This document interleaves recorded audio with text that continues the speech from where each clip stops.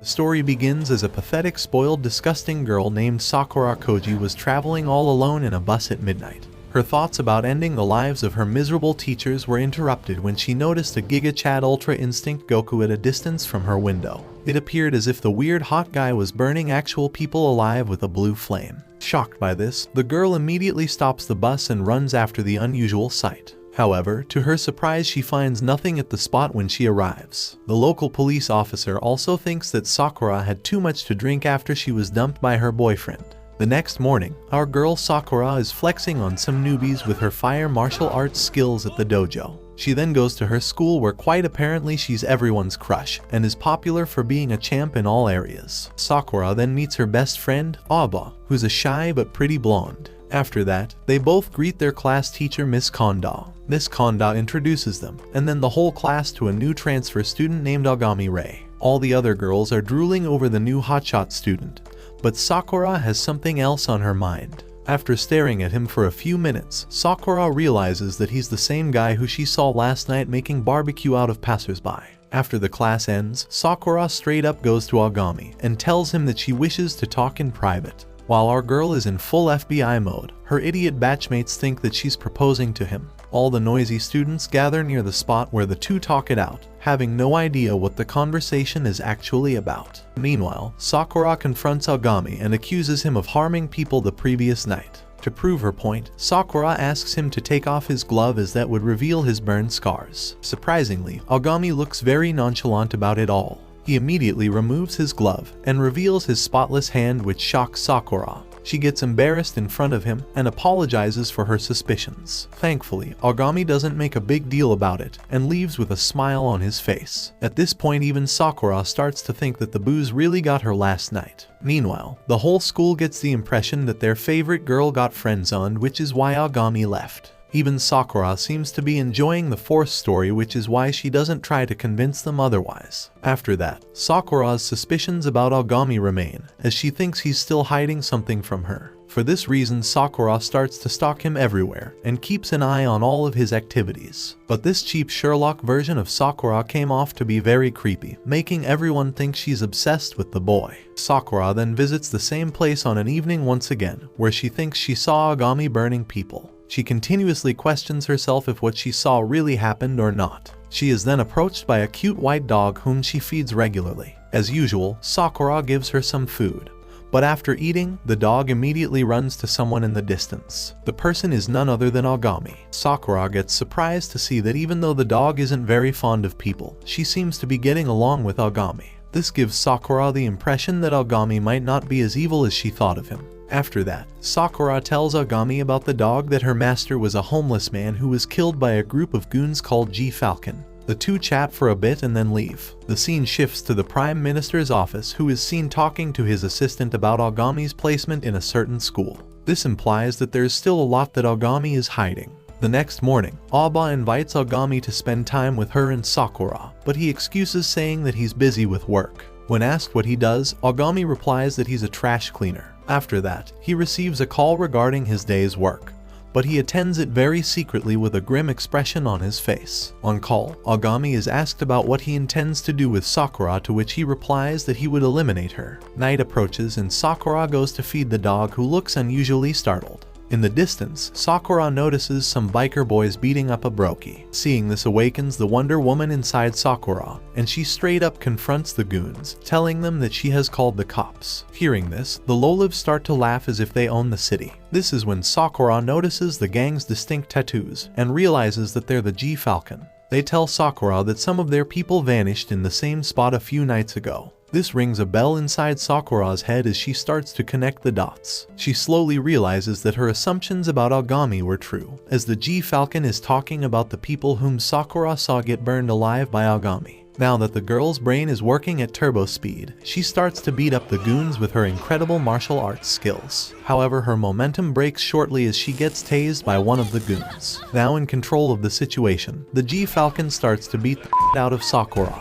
The scene brings back memories of Vidal's fight with Ispopovich. However, the dog suddenly breaks into the scene as she tries to save Sakura, but the poor thing gets overpowered by the nasty G-Falcon who kicks her repeatedly like a football. The dog lies helpless as her bones and organs hurt badly. Suddenly, Agami enters the scene out of nowhere. He goes to the dog and tries to comfort it, but realizes that it is about to die. Instead of taking the dog to the hospital, Agami does the unexpected as he twists the dog's neck to give her a quick and painless death. This stuns Sakura, who couldn't believe what she just saw. After that, Agami turns to one of the G-Falcon guys who initiated the attack on the dog. The savage Agami puts his hand on the goon's face and literally burns him alive within seconds. The scene frightens everyone who saw it, and there's complete silence for a few seconds. After that, Agami turns to the rest of the G-Falcon and asks them if they would surrender or wish to have the same fate as their friend. The group then charges at Agami with full force, after which, one by one, Agami eliminates all the goons. Within moments, there was no trace of the G-Falcon left. Sakura watches the whole scene unfold in disbelief, but suddenly gets approached by Agami, who says that she's next,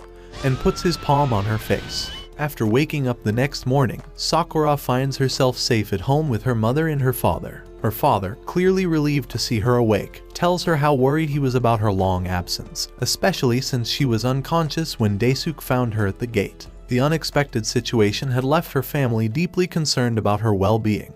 Determined to find out what really happened, Sakura goes back to the field where she had seen Agami confront members of the G-Falcon gang. To her surprise, there is no sign of ashes or any evidence of the fiery clash she remembers so clearly. It's as if the whole event was erased. Back at school, Sakura feels uneasy as she steps into her classroom and sees Agami already there. Sakura is constantly looking over her shoulder, her mind full of worries about her safety. She can't shake the fear that the person who tried to harm her might still be a threat, especially if they think she knows their secret.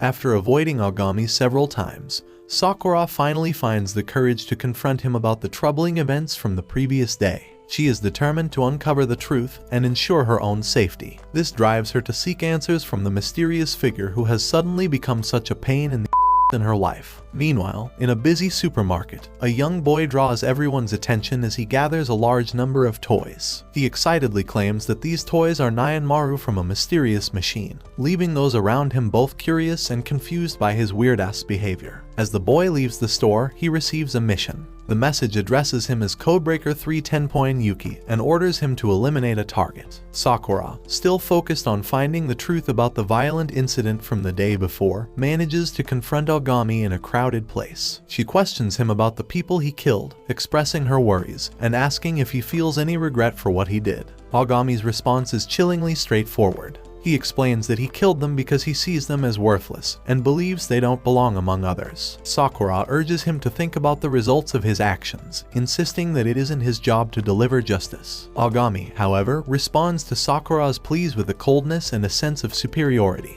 He confidently claims that he is Batman who is beyond the reach of the law, seeing himself as someone who operates outside its limits. According to Agami, the law cannot judge him because he exists outside its boundaries. He insists that it is his personal duty to deliver his own form of justice, something the law cannot offer. By doing so, Agami identifies himself as a codebreaker, a person who lives in a world where society's usual rules and boundaries no longer apply. That's surely a new pronoun to add to our list. His claim of being beyond the law's framework adds to the unsettling nature of his character, leaving Sakura even more confused. Sakura warns Agami that if he continues to kill, she will keep following him to stop any further harm. But Agami responds with an eerie laugh and then walks toward a nearby glass building. With just a touch, he breaks the glass into countless pieces. In a final threatening warning, he tells Sakura that if she ever speaks about him to anyone, he will kill her first.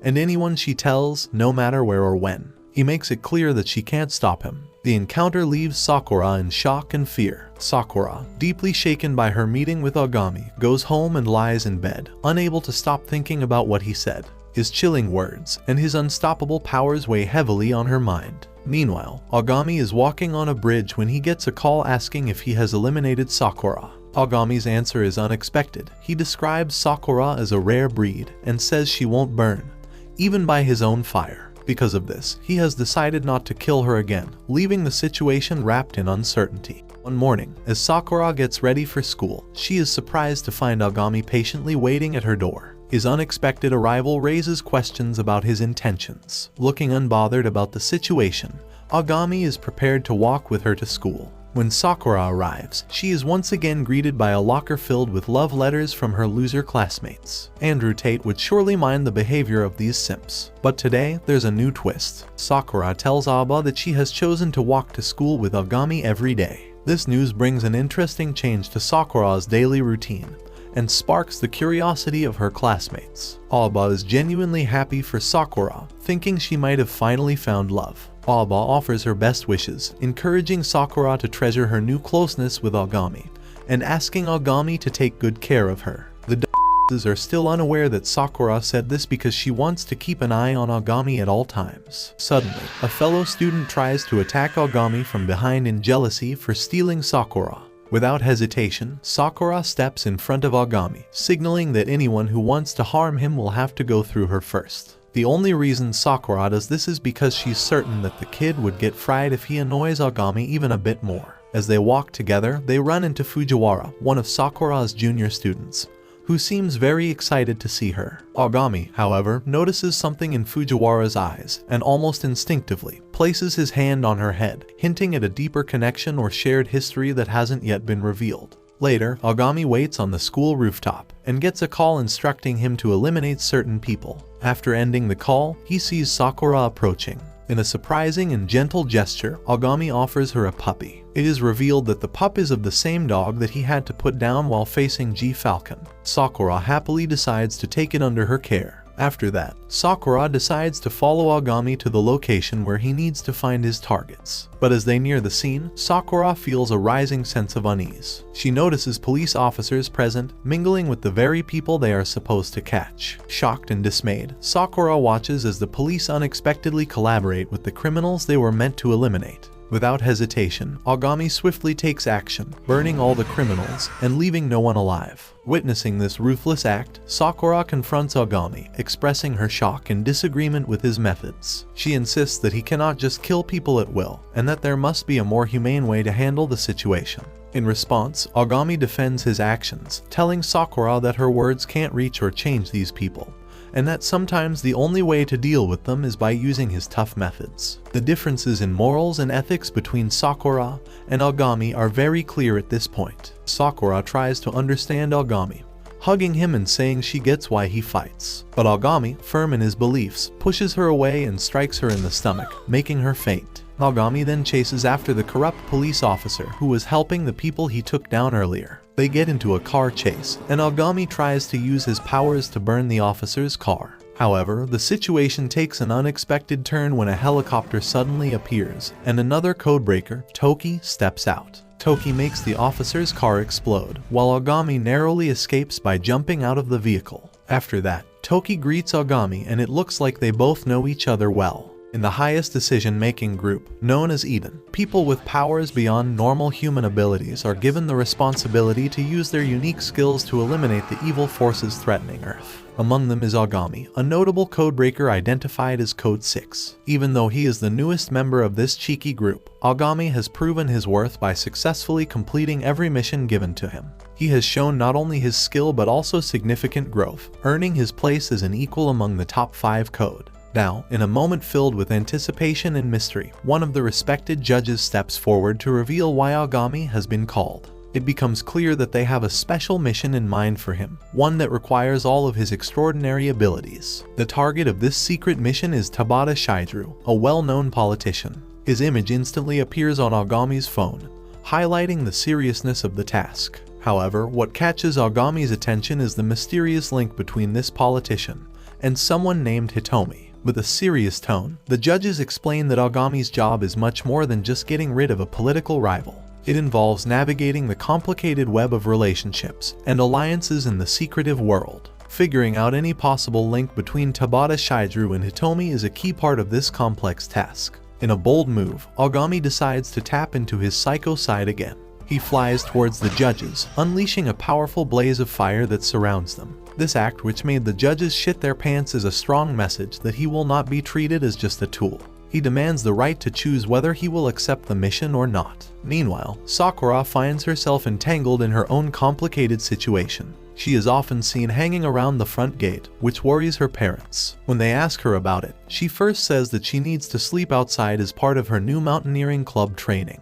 But she soon realizes her parents know when she is especially when it's about someone else. As she gets ready to leave the house, Sakura is surprised to see Toki, a young man with shiny golden hair standing where Agami usually waits for her. He greets her with a warm but creepy good morning. Still puzzled, she asks who he is, curious about this unexpected meeting. He then tells her he's there to pick her up instead of Agami. During their journey, he shares some troubling news with Sakura. He explains that Agami made some big mistakes the day before, which is why he couldn't come. Toki, who introduces himself as Code 4, mentions that Agami, who is Code 6, needs to be watched closely. Sakura's curiosity about Agami's location gets the best of her, so she asks Toki where he might be right now. Toki replies, saying Agami probably just got a harsh scolding from his superiors and might be about to cry. As soon as Sakura hears this, her eyes fill with tears and she starts crying for Agami. Toki then tries to comfort Sakura, promising to give her all the information she needs about him. Sakura makes it clear that what she really wants from Agami is for him to stop his job of taking people out. While still with Sakura, Toki says he has something important to share that involves both Agami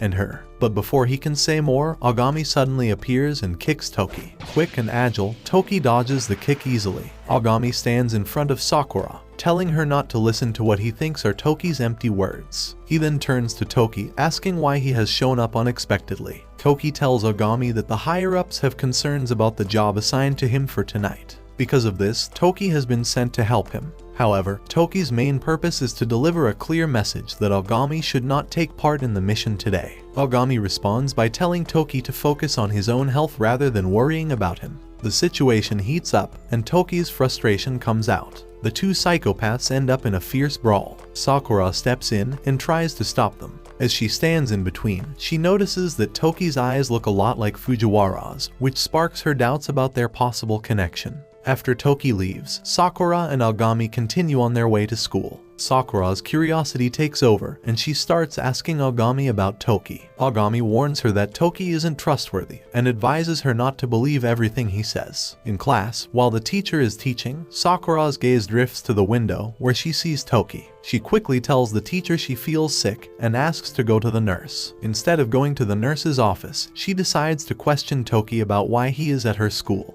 Toki says he is just there to explore the school, but before they can discuss more, Agami steps in, accusing Toki of snooping around. Their chat gets interrupted when a teacher sees Toki in a different school uniform and asks about his presence. Toki explains that he is a new student on a school tour, and the teacher takes him to the classroom to introduce him to everyone, including Sakura and Agami. At lunchtime, Sakura uses the chance to ask Toki how she can stop Agami from carrying out his dangerous tasks. Toki explains that code breakers have clear goals and either deal with or eliminate threats based on orders from their superiors. Later, after school, Sakura quietly follows Agami to ask about the link between Fujiwara and Toki. Agami answers in a vague way, saying that code breakers basically don't exist, and if Toki had a family before, their memories of the code breaker would be wiped out. As night comes, they arrive at their planned spot for the operation. Toki uses his magnetic powers to open a door and turn off the alarm system. Sakura is amazed by Toki's special ability. However, their mission takes an unexpected twist when a group of people with special powers, different from code breakers, shows up and starts a fight with Toki and Agami. In the middle of the intense battle, the opponent's energy packs, which are essential for powering their special abilities, run out in just a few minutes. Facing this problem, they quickly retreat, blaming the failure on a experiment. Toki explains that the government has been running a series of experiments aimed at creating people with superhuman abilities similar to the code breakers. The person in charge of these experiments, Mr. Tabata, a high-ranking government official, happens to be their enemy today. Even though Mr. Tabata's assistant alerts him that the code breakers are in the building, he stays firm, refusing to let them interfere with his ongoing experiment. As Agami, Toki, and Sakura head toward their target, Toki reveals something shocking to Sakura. He tells her that their work is also connected to the government, specifically to the Prime Minister. Sakura is stunned by this news, as the idea of the Prime Minister being involved in their situation amazes her. When Sakura finally unlocks the door to the experiment room, she is stunned by a heartbreaking scene. The room is crowded with many children who seem to have been taken off the streets, their lives disrupted as they become subjects for these cruel experiments. As she moves further into the room, the person behind these actions, Tabata, makes his appearance. Toki immediately speaks to him, reminding Tabata of Eden's previous warnings about trafficking human organs. Yet, Tabata remains unfazed and brushes off their concerns, saying it's not their problem. Adding to the tension, the two people who had previously confronted the code breakers at the building's entrance now arrive on the scene. They argue that their actions are meant to help people, insisting that children with limited special powers are practically useless, that using their organs for other purposes is the most efficient way to utilize their potential. This controversial statement sparks a conflict between the groups. To back up their position, Tabata's guards have recharged their energy packs. One of them can control water, while the other can turn things into solid stone. As the battle heats up, the room turns into a wild scene, with different skills in full-on display. Amidst the chaos, Toki decides to step away from his opponent, hoping to avoid the fight. But he runs into the enemies again at the front and firmly states that they won't get away. Sakura quietly tells Toki the important detail that the source of the enemy's power is in a bag one of the men is carrying. She suggests that if they can take or destroy this bag, they might gain an advantage in the battle. Following Sakura's advice, Toki grabs the bag and is shocked to find that it holds young children who are the source of the enemy's power. In a shocking turn of events, they face a tough moral choice and need to act quickly. Following the children's wishes, they decide to eliminate the two enemies. With the two guards out of the way, only Mr. Tabata is left. As he tries to escape in desperation, Toki catches him and insists that Agami should finish the job. Agami, ready to use his fiery powers, is just about to turn Mr. Tabata into barbecue. But right at that crucial moment, Mr. Tabata's daughter, who is in a wheelchair, unexpectedly arrives. She asks her father, who is held against the wall, about the identities of Sakura, Toki, and Agami, the intruders according to her. In his moment of desperation, Mr. Tabata reveals that all his actions were meant to find the right organ for his daughter. He explains that the hospital couldn't provide the needed transplant quickly enough for his daughter, so he acted urgently to save her life. As Sakura begs Agami to spare Mr. Tabata, the man starts to understand how serious his actions were. Feeling sorry for what he did, he asks Sakura to look after his daughter while he accepts his fiery end, letting Agami burn him. At the same time, Mr. Tsuno, Tabata's secretary, thinks he has barely avoided death and is making his way a few blocks from the building. However, Toki quickly catches up with him, determined to find out who was backing Tabata's evil project. Facing the pressure to reveal this crucial information, Mr. Tsuno takes a tragic action. He raises a gun to his own head and pulls the trigger, ending his life before he can give away any secrets. In the next scene, the news on the TV reports that Mr. Tabata has passed away, and the cause of his death is still unknown. There are various rumors and theories going around, with some suggesting it was due to a tragic incident involving smoking in bed. Meanwhile, Toki is in the Prime Minister's office. The Prime Minister looks pleased when he sees Toki, and they exchange greetings. However, Toki acts cold as ice and hints at a possible link between the Prime Minister and the research facilities. It is then revealed that the Prime Minister is actually Toki's father, but Toki seems to hate his old man for turning him into a nobody codebreaker. Meanwhile, Agami and Sakura are walking down the street, with Sakura hooked on a newspaper article about Mr. Tabata's mysterious death. A stranger suddenly pulls up next to them, asking for some privacy, signaling an important conversation that could affect their lives. The woman, who was disguised as a man, steps aside. She then expresses Eden's concerns to Agami about his choice to take Sakura to Mr. Tabata's house during the mission that resulted in his death. According to the woman, this not only puts Sakura in serious danger, but also raised questions about her value and potential in Eden's eyes. She revealed that Eden's new directive was to protect Sakura at all costs, as she was seen as the rare breed, and possibly a crucial figure in their future plans. Later, on the school grounds, as they walked to class, Sakura suggested to Agami that he should try making more friends to enjoy his forced school life. Agami's reaction stood out. He made it clear that he was not interested in taking part in activities or forming relationships that didn't help him achieve his goals. He stressed that the code breakers were not his friends but colleagues with similar interests, showing how seriously he takes his role and mission. When Agami arrives at school, his classmates, led by Aoba as the class president, organize a welcome party for him. During the event, the students propose various activities they want to do with Agami throughout the year, offering friendship. Agami, however, obviously has zero interest in all of this lame shit. Later that evening, Agami goes through messages from classmates who want to befriend him. To Sakura's surprise, he burns the messages, explaining that he doesn't like leaving physical traces and prefers to memorize what they said. He also mentions that he isn't ready for any friendship right now. After that, we see Toki heading home when he suddenly suffers a severe heart issue that threatens his life. Meanwhile, Yukihina and Hitomi, both former code breakers known as Code 0 and Code 1, have turned against their old allies. They are gathering their own forces, enlisting agents who have gone missing under the Prime Minister's command. The developments hint a new and complicated conflict brewing in the world of code breakers, one that could have serious consequences. As night falls, Sakura and Agami find themselves on the school rooftop, locked in a tense standoff. Hitomi's forces attack the school and advance toward the gate where Agami and Sakura stand. These attackers, controlled by Hitomi, are weird reanimated corpses of those he has killed. While Agami fights some of these undead agents, Sakura expresses her concern, disapproving of how he handles them. Agami responds that they are already dead, and that only Hitomi has the power to bring them back to life. The situation becomes dire as Agami starts to weaken while fighting against the relentless attack of Hitomi's undead army. Just in time, Miss Kondo steps in, using her guns to take down some of the reanimated agents, giving Agami a brief moment to recover. This break allows him to chase after a group of these agents who have entered the school, heading toward their classroom. After a long struggle, Yuki and the other code breakers arrive to support Agami in the ongoing battle.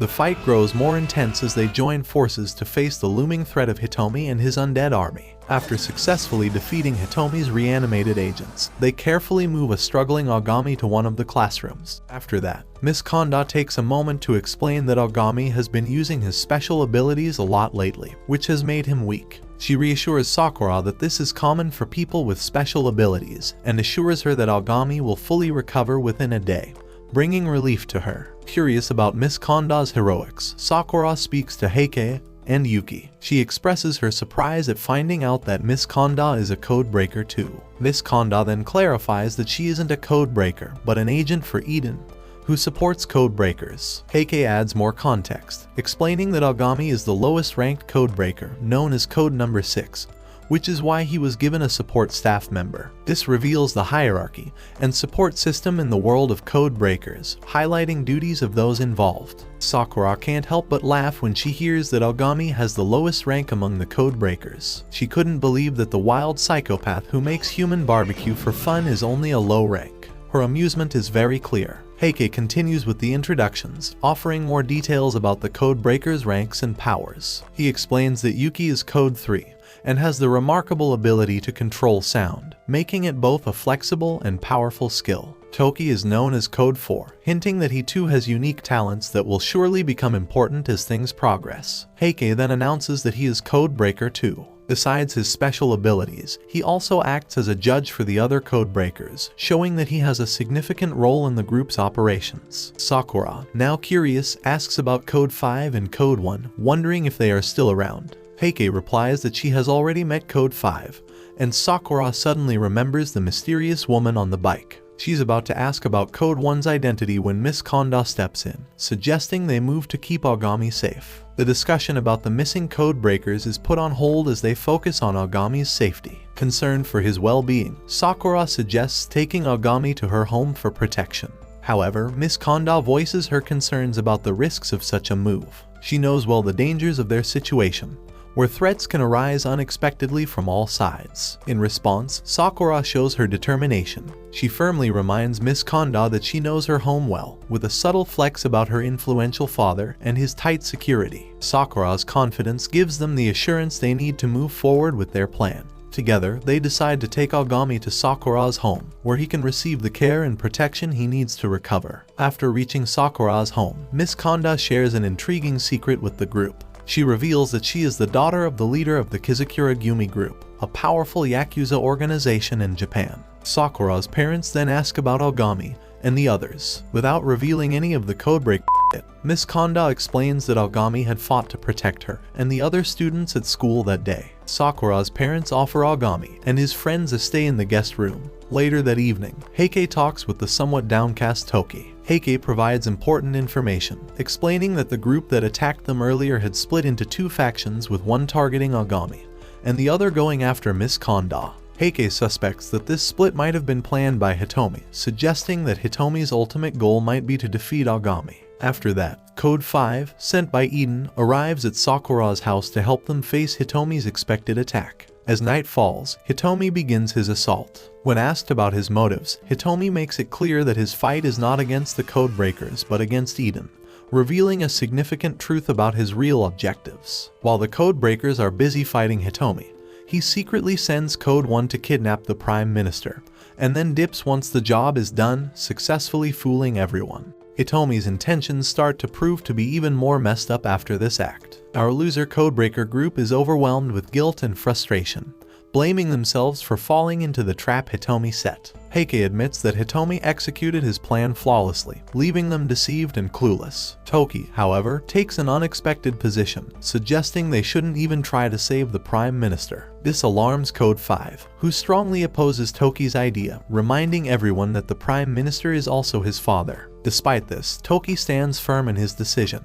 and refuses to be part of any rescue plan, leaving the group in disagreement. The group's unity begins to crumble, and a sense of despair grows within them as they all aren't able to stay on the same page. Meanwhile, Yuki's excessive use of his powers has led to an unexpected result as he has turned into a freaking cat, a side effect of pushing his abilities too far. After the face-off with Hitomi that left several of Sakura's security members hurt, Sakura's father thanks the group for their brave efforts in protecting the clan from Hitomi's attack. Heike then takes a moment to explain who Hitomi is and his important role among the Code Breakers. He shares that Hitomi is Codebreaker 1 and that his boss was the Prime Minister himself. However, 3 years ago, Hitomi mysteriously vanished, sparking many rumors. Some thought he had died, while others guessed he had gone on a journey. To everyone's surprise, Hitomi has recently returned, causing chaos wherever he goes. Heike adds that during his time with the Code Breakers, Hitomi was the strongest among them. The reason behind his kidnapping of the Prime Minister stems from a deep desire for revenge, which drove him to such limits. Code 5 mentions that Hitomi's goals go beyond just killing the Prime Minister, suggesting that he might have a secret plan.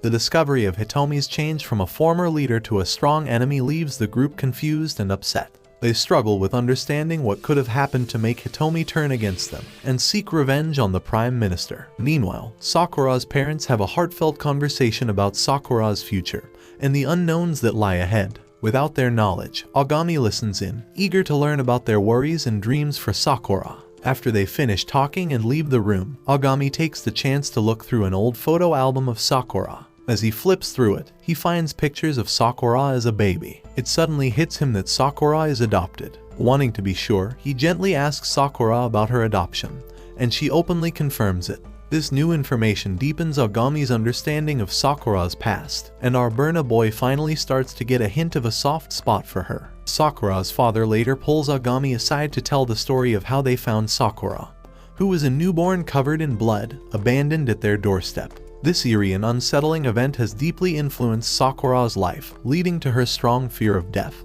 and her need to protect the living. Sakura's father expresses his deep worry and care for her. He admits that they knew this truth would eventually come out, and as parents, they are dedicated to supporting her. He asks Agami to help keep Sakura safe, highlighting how much they love and are devoted to her. The scene shifts to Sakura, who feels crushed when she sees the suffering of the security clan members receiving medical care. Agami, solid as always, comforts her, telling her not to focus on the negative. He takes responsibility for what has happened, and says that if anyone should be blamed, it should be him. This is literally the first time this robot showed any feelings. Agami encourages Sakura to stay strong despite recent events, reminding her that losing hope would let down those who believe in her. The clan members fully support Agami's view, vowing to stand by her and protect her if Hitomi returns. After that, the Code Breakers think about how Hitomi went from being a friend to an enemy. They struggle to understand his reasons. To solve the issue, they decide to split up and search for either the Prime Minister or Hitomi, hoping to uncover the truth. At the same time, Miss Kondo confronts the executive members in the school's language lab. She is upset and confused about not being told that Sakura is a rare breed. The executives explain that they didn't trust her because of her past connection with Hitomi. However, Miss Kondo strongly denies any loyalty to Hitomi and expresses her frustration, determined to prove her commitment to the Code Breakers and their mission. Meanwhile, Code 5, also known as Oji, talks with Heike, During their conversation, Oji starts to doubt Heike, thinking he might have helped Hitomi with his plans. It turns out that she's right about him, and Heike is actually a bloody traitor siding with Hitomi. Sensing that Oji is about to reveal his intentions about Hitomi, Heike becomes cautious. Suddenly, Heike surprises Oji by attacking her, catching her completely off guard. What Heike doesn't know is that Yuki, who has turned into a cat, is watching everything silently. After the attack, Heike approaches Sakura and tells her that Ogami has asked to see her. She goes with him, but only a few moments later she realizes that Heike has brought her to Hitomi, and Heike then reveals the fact that he isn't an ally. However, Heike's true intentions and the purpose of this meeting with Hitomi still remain unclear, leaving Sakura in a helpless and confused state. Elsewhere, Ogami is still on the streets, tirelessly searching for clues about Hitomi when he gets a call from Miss Konda. She tells him about an explosion that has happened at a certain location, and suspects that Hitomi might be involved. The blast has injured 24 people, and the incident is all over the news. Meanwhile, at the secret place where Sakura and the Prime Minister are being held, Hitomi talks to Sakura. He reassures her that he has no plans to hurt her, and explains that he kidnapped her just to keep her out of his way. Hitomi also reveals that Ogami was transferred to her school under orders from higher authorities to keep an eye on her. He presents this as a way to protect both the code breakers and serve a bigger purpose. The scene shifts to Miss Konda driving her car and thinking deeply about Hitomi's actions and the kindness she had witnessed from him in the past. She finds it hard to understand how someone so kind could have done what he did, and she is convinced there must be a serious reason behind his behavior. While she drives, she receives an anonymous message on her phone about Hitomi's location, which adds to the urgency of the situation. Meanwhile, Heike confronts Hitomi about the explosion, asking if it was part of a bigger plan. Hitomi explains that just because he has Sakura doesn't mean he fully trusts her. He then questions Heike on how he found him so quickly, implying that Heike might have been monitoring him from the start. To show his sincerity, Heike reveals that he has already dealt with Oji. Meanwhile, Sakura's parents become more worried when she doesn't return home, leading them to contact Ogami. To ease their worries, he assures them that he knows where Sakura is and has a plan to bring her back safely. But the urgency in his actions is clear as he quickly heads to the place where he believes Sakura is. As Ogami races to the location, he receives troubling news from Yuki and Toki about Heike's nasty betrayal. Determined to face this new threat, Miss Konda and Ogami track Heike to where Hitomi is. When they arrive, they find Heike, and the situation quickly escalates into a fierce battle. Heike shows incredible strength, easily overpowering both Toki and Ogami. Amidst the intense fight, Ogami finds a way upstairs to where Hitomi, Miss Konda, and Sakura are. But what awaited Ogami was a shocking twist. Hitomi had succeeded in turning Miss Konda against him, and she had been ordered to shoot herself with just one bullet left. In a tense and emotional moment, Hitomi tells Ogami that if he takes one of Miss Konda's bullets and dies, it would spare Miss Konda from a terrible fate. Miss Konda, under Hitomi's control, begins shooting at Ogami as he gets closer, planning to end her life before the bullets run out. As the tension rises, Sakura, who is tied up, can't stand to watch Ogami kill Miss Konda. In a brave and selfless move, she pushes Miss Konda out of the way, saving her from the fatal shot. With the situation at a breaking point, everyone confronts Hitomi, questioning why he's acting so differently. Hitomi points to the stopped clocks on the wall, explaining that every time a code breaker dies, the clocks stop working. He then reveals that his bombings are meant to create chaos and unrest, forcing people to look for someone to blame for the devastation. He hopes that people will start seeing the code breakers as their saviors, turning them into the heroes they were meant to be instead of letting them fade into oblivion.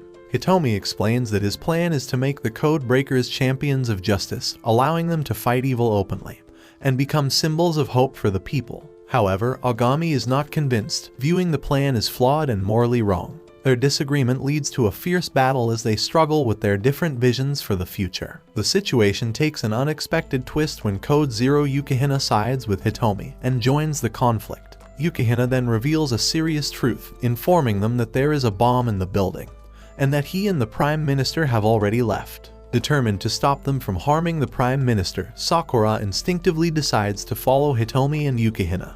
The scene then goes into a flashback, At 16, Hitomi is chosen by the Eden Supreme Council to become Codebreaker 6. With incredible powers, he takes on many missions, saving lives and defeating numerous villains. His impressive deeds earn him the respect of the Eden Supreme Council, and he quickly rises through their ranks. At 20, Hitomi suffers a heartbreaking loss when Haruya, a fellow codebreaker known as Code 5, dies. This tragedy fills him with anger and a strong desire for change, which leads to his promotion to Code 5, increasing his power and influence. As he continues to move up the ranks, Hitomi becomes Code 3 at the age of 26. During this time, he embarks on a mission that would change his life forever. In a shocking and tragic turn of events, he witnesses the deaths of Code 1 and several other code breakers right in front of him. However, when Hitomi returns to the Eden Council, he is faced with a harsh reality. Instead of showing any regret or recognition for the fallen code breakers, the council remains cold and indifferent. Their main concern is achieving their goals and quickly replacing the lost code breakers, putting their mission above everything else. Hitomi then reveals that Code 5 had the rare ability to control water, making her a powerful ally. However, to their shock, they learn that she tragically died because of water. Hitomi looks into whether the agency has any information about her death, as Hitomi strongly believes she wasn't killed by outside enemies. After the death of Code 1, Hitomi realizes he has now become Code 1 and is given the title of Ace. From that moment on, Hitomi makes a serious promise to himself. As Ace, he is resolute in his mission to stop any more codebreakers from dying while he's in charge. He feels it is his duty to protect and look after his fellow codebreakers, fully committed to keeping them safe from harm. In his role as Ace, Hitomi stands as a strong and reliable leader among the codebreakers, taking on the important task of ensuring their safety. He serves as a guiding light within the group, always stressing the importance of safeguarding their comrades and preventing any more heartbreaking losses. During his discussions with Agami while leading the codebreakers, Hitomi shares the deep convictions that inspired him to join their ranks. He explains that his natural instincts drive him to defend the vulnerable and uphold the nation's laws, which are often overlooked. Hitomi tells Agami that he will continue to fight for the weak and helpless until his very last breath. He is deeply convinced that the special abilities they possess were given to them to help and protect those who cannot protect themselves. He reassures Agami, saying that even if he dies, Agami should not worry about him because he will always live on in his heart. In response, Agami warns Hitomi that the man who nearly destroyed all the code breakers once before will return. He urges Hitomi to gather the code breakers so they can all face this threat together and take the man down. After a fierce battle, Hitomi manages to control the man's powers, forcing him to turn his own ability against himself, leading to the man's death. As Hitomi looks at the gathered code breakers, he feels a deep sense of resolve. He thinks to himself he's probably found the team that wouldn't let any more code breakers die in vain. With time, Hitomi continues to delve deeper into the mysteries surrounding the code breakers and the tragic end that many of them meet. As he digs into these secrets, he uncovers a disturbing truth. The more often a codebreaker uses their unique ability, the higher the chance that they will lose their sense of self. Over time, this loss builds up until it ultimately leads to their death, a tragic fate that is called the Code End. When Hitomi discovers this grim reality, he is filled with anger, questioning why the Eden Council would keep such crucial information hidden from them. His resolve to protect the lives of the code breakers, especially the young and vulnerable ones, becomes even stronger. Driven by this newfound determination, Hitomi decides to confront the Prime Minister face to face, demanding answers and justice not only for the children but also for all the codebreakers. The scene then returns to the present where Hitomi takes the Prime Minister to a high point, towering over the city, and from this commanding position, he addresses the entire nation through a live broadcast. Hitomi reveals that he has placed numerous bombs throughout the country, putting the lives of about 50,000 citizens, including the Prime Minister, in grave danger. He warns that there is no way to escape this dire situation, casting a shadow of fear across the nation. The mission has reached a critical point, and Hitomi has set a tight 1-hour deadline for its success. However, with just 46 minutes left, the first bombs planted by Hitomi explode, causing many casualties among Japan's citizens. The gravity of the situation becomes even clearer. Yuki, Toki, and Agami, the remaining code breakers, unite to tackle the formidable task of finding and defusing the remaining bombs scattered across Japan. Yuki uses his special ability to manipulate sound, helping them identify possible bomb locations. It quickly becomes apparent that Hitomi has hidden an overwhelming number of bombs throughout the country, presenting a significant challenge for the code breakers. With around 1,500 bombs still unaccounted for and time running out, the situation grows more desperate. Meanwhile, Sakura's father, worried sick to find his daughter, has enlisted the help of several technicians to trace her whereabouts. Their efforts lead them to a high tower where Sakura is being held. However, they soon realize that there is also a bomb at Sakura's location, making any rescue attempts extremely dangerous, and adding another layer of difficulty to reaching her safely. When Yuki witnesses the heartbreaking aftermath of the bomb explosions, he is determined to take immediate action. He directs Toki and Miss Kondo to go together to the Sky Towers, where they can offer help to those in need. Meanwhile, Yuki takes it upon himself to deal with the bombs scattered across the country, driven by a strong resolve to prevent any more innocent lives from being lost. As they arrive at the Sky Tower, both Hitomi and Heike are shocked to discover that Agami has already made his way into the building. Yuki expresses his intention to stop Agami, but Hitomi is firm in his decision to face Agami on his own, eager to test the extent of his power. When Hitomi encounters Agami, Agami takes a diplomatic approach, proposing that if Hitomi provides information on how to deactivate the bombs, they can avoid a direct clash. However, Hitomi refuses, determined to see what Agami is truly capable of. The battle that follows sees Hitomi initially gaining the upper hand. Meanwhile, Sakura, who is bound where Hitomi had kept her, closely watches the intense battle between the two code breakers. Realizing the seriousness of the situation, she calls for her loyal dog and asks it to free her from the restraints. Meanwhile, Agami, worn out by the long and intense battle, reaches a point of exhaustion.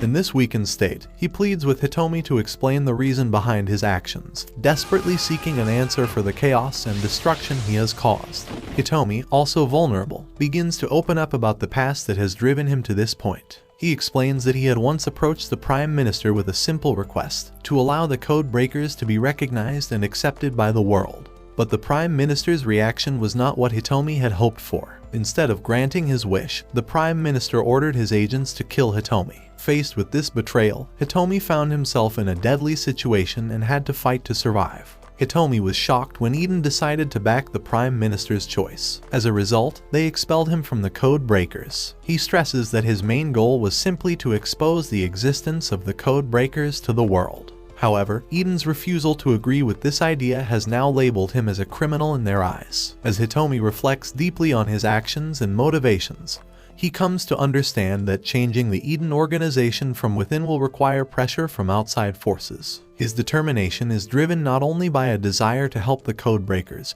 but also by a deep concern for children with special abilities. These children, once isolated and separated by the government, are eventually brought into the ranks of the code breakers. Hitomi fears that if these children stay under government control, they will be turned into emotionless machines, devoid of emotions. Hitomi is driven by a deep sense of purpose. He is determined to make sure they are not turned into emotionless tools for the state. When Hitomi explains his reasons, Sakura disagrees, finding his methods troublesome. But Hitomi insists that his approach is the only possible way to bring about change within the Eden organization and achieve his goals. Meanwhile, as Toki and Miss Kondo arrive at the Sky Tower to assist with the situation, they encounter resistance from Heike, who is determined to stop them from interfering.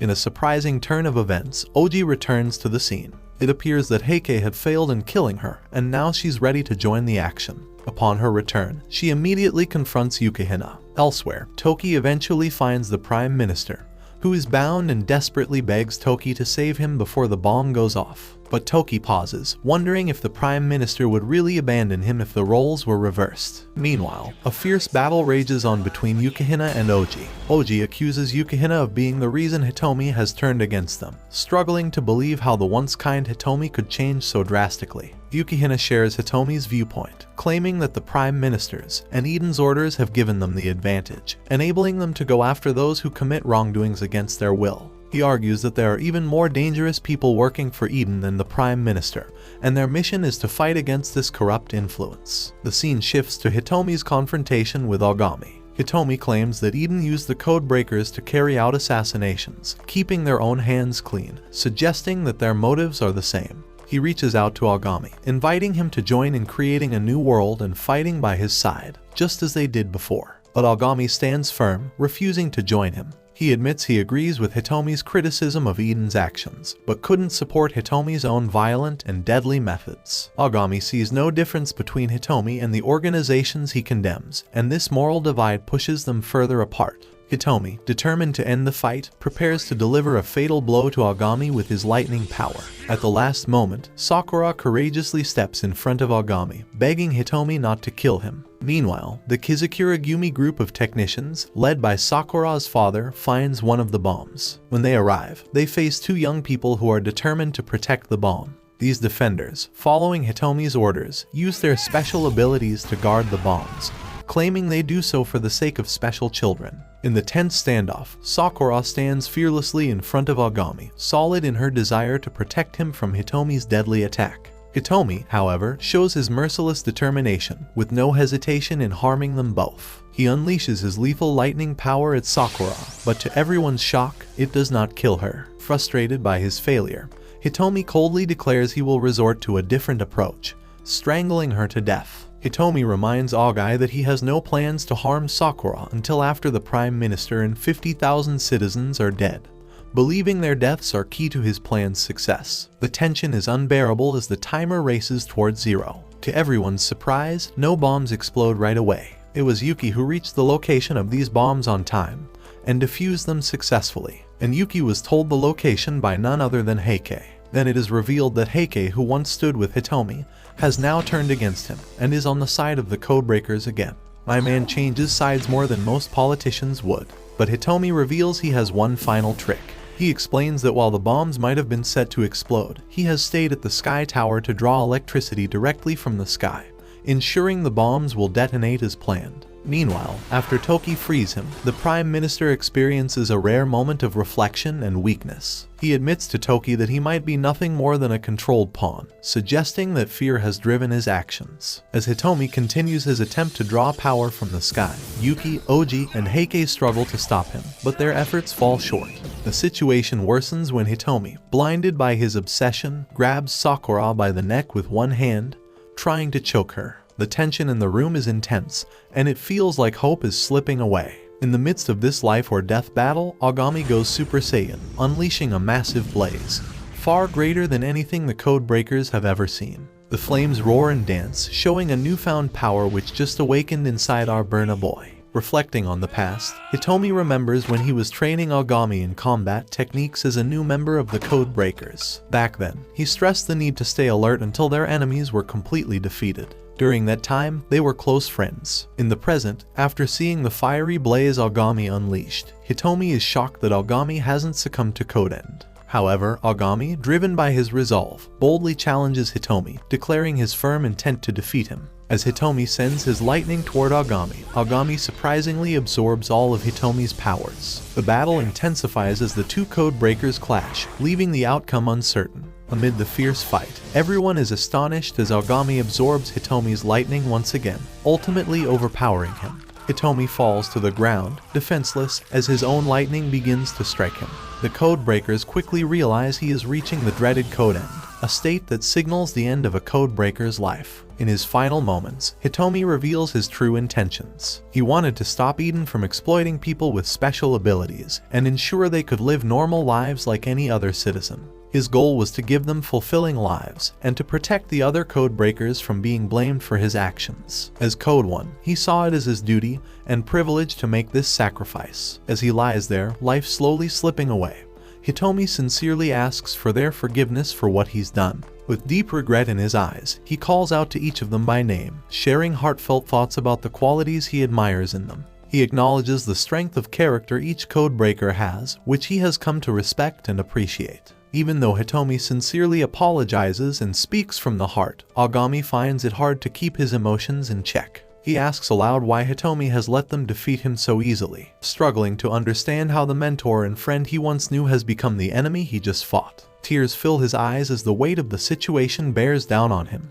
Through his tears, Agami continues to voice his confusion and frustration, searching for answers to explain the sudden change in Hitomi. He wonders how they could go from being close friends and allies to opponents on opposite sides of a devastating conflict. As Hitomi's life fades away, he speaks with a serious urgency, reminding them that their unity, shown during their battle today, is crucial for their survival. He emphasizes that working together, as they have done, is the only way to keep each member of their Codebreaker team safe. In the midst of Hitomi's heartfelt message, the Prime Minister abruptly enters the scene, causing a bad shift in the mood. He confidently announces that he won't allow people with special abilities to fight in public. With firm resolve, he insists that, eventually, people will forget about the bombings, downplaying the seriousness of the situation. But Sakura can't stand by and let this go. She confronts the Prime Minister, challenging his refusal to listen to Hitomi's words. She urges him to think about what Hitomi was trying to express. The Prime Minister's reply reveals his disgust for code breakers, and his regret over a decision he once made.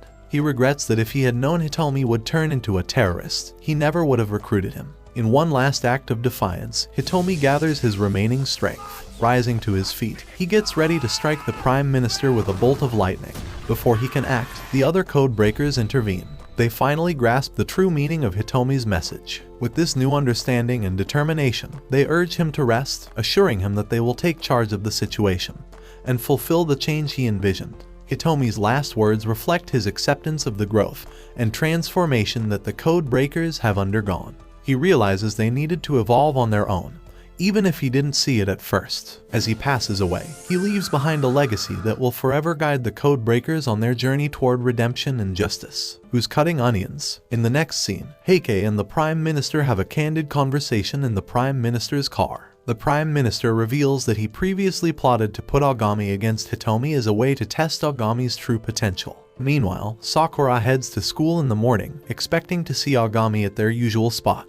But he is noticeably absent. Suddenly, Yuki shows up in his cat form and tells Sakura that Agami has gone. He promises to help her if she needs anything and then leaves. Then Oji appears all of a sudden and offers Sakura a ride to school. On the way, Oji tells her all codebreakers have different jobs assigned to them. She also tells Sakura that Agami is already on the way to his next burning assignment as a codebreaker. Sakura then thanks Oji for the ride, and they go their separate ways. Oji and Toki also leave, so Sakura is alone. She thinks about how Agami is gone, and knows she might not see him for a while. But she remembers all the amazing things he and the other codebreakers did for the world. She understands that they did a lot without saying anything, and that they saved her life. She thinks to herself that they will always be in her heart and mind. The code breakers do so much for the world, even though the world doesn't even know they are heroes.